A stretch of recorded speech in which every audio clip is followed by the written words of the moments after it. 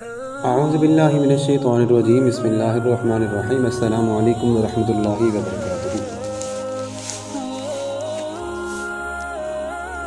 بصرہ میں ایک عابد زاہد شیخ اسماعیل رہا کرتا تھا جو نہایت ہی غریب انسان تھا۔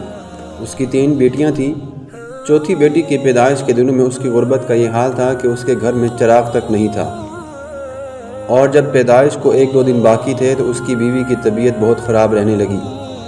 بیوی نے کہا کہ اپنے پڑوسی سے کچھ ادھار لے لو، کم سے کم رات کے اندھیرے سے بچنے کے لیے ایک چراغ ہی خرید لے۔ شیخ اسماعیل نے کبھی اپنی ذات کے لیے کسی کے آگے ہاتھ نہیں پھیلایا تھا، لیکن بیوی کے بار بار اصرار کرنے کے باوجود وہ مجبور ہو کر ایک پڑوسی کے گھر کی طرف گئے اور دروازے پر دستک دی، لیکن کوئی جواب نہیں آیا۔ غرض 5-6 بار اسی طرح کیا، لیکن پڑوسی خواب خرگوش کے مزے لوٹنے میں لگا تھا۔ یوں آپ واپس گھر آ گئے۔ بیوی نے جب آپ کو خالی ہاتھ دیکھا تو پریشان لہجے میں کہا، کیا پڑوسی نے بھی مدد کرنے سے انکار کیا؟ اس عورت پر جو تکلیف گزر رہی تھی اس تکلیف کا اندازہ ہم نہیں کر سکتے۔ اس تکلیف کا اندازہ صرف نازک کو ہی ہو سکتا ہے۔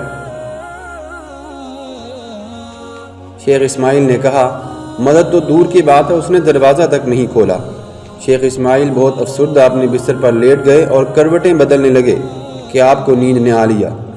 شیخ اسماعیل نے آپ صلی اللہ علیہ وسلم کو خواب میں دیکھا جو شیخ اسماعیل کو فرما رہے تھے کہ اے شیخ اسماعیل، اپنی بے سر و سامانی کی فکر نہ کر، تیری پیدا ہونے والی بچی بہت بڑی عالمہ عارفہ ہوگی، اور تیری پیدا ہونے والی بچی کی دعا سے میری امت کے بہت سے افراد کی بشاش ہوگی۔ شیخ اسماعیل، تم پر لازم ہے کہ حاکم بصرہ عیسیٰ زوران کے پاس جاؤ اور اس سے کہہ دیں کہ مجھ پر ہر رات 100 مرتبہ اور جمعہ میں 400 مرتبہ درود پاک پڑھاں۔ مگر گزشتہ جمعے کی رات اس نے میری بارگاہ میں درود کا تحفہ نہیں بھیجا، جو اس لیے اسے چاہیے کہ کفارہ ادا کرنے کے طور پر میرے قاصد کو 400 دینار ادا کرے۔ شیخ اسماعیل کی جب آنکھ کھلی تو وہ بہت خوش تھے کہ آپ صلی اللہ علیہ وسلم کا دیدار نصیب ہوا ہے۔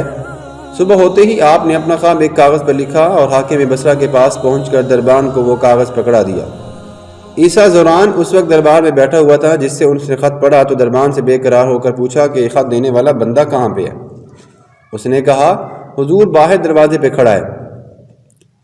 حاکم بصرہ دوڑ کر دروازے پر پہنچے اور شیخ اسماعیل کے ہاتھوں کو بوسہ دے کر کہا کہ آپ کے طفیل میرے نبی صلی اللہ علیہ وسلم نے میرا ذکر کیا ہے، میرا نام لیا ہے اور میری غلطی کی معافی کا سبب پیدا ہوا ہے۔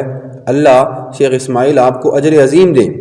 یہ کہہ کر حاکم بصرہ نے شیخ اسماعیل کو 400 دینار ادا کیے، اور اس خوشی میں کہ سرکار پاک صلی اللہ علیہ وآلہ وسلم نے میرا نام لیا اور گناہ کے کفارے سے آگاہ کیا، 10,000 دینار لوگوں میں تقسیم بھی کیے۔ کیا آپ کو معلوم ہے کہ وہ پیدا ہونے والی بچی کون تھی؟ اس کا نام کیا تھا؟ جی ہاں، اس کا نام رابعہ بصری رحمۃ اللہ علیہ تھا۔ آپ اسی گھر میں 97 ہجری میں پیدا ہوئیں۔ اپنے والدین کی چوتھی اولاد ہونے کے ناطے آپ کا نام رابعہ، رب سے نکلا ہوا چوتھا، بصری آپ کا نام رکھا گیا۔